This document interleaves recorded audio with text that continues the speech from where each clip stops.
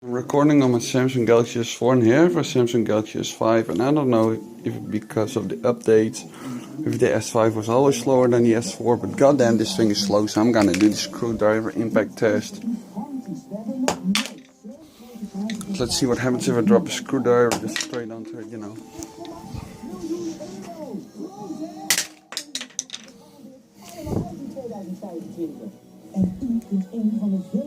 Oh, I damaged the OLED, really? Look at that, it already damaged the OLED. Look at that.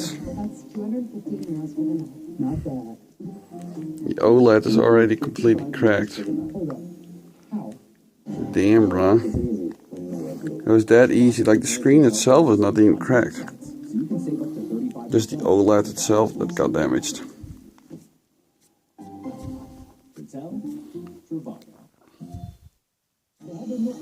Wonder if it'll stay with that like that or get worse over time, you know?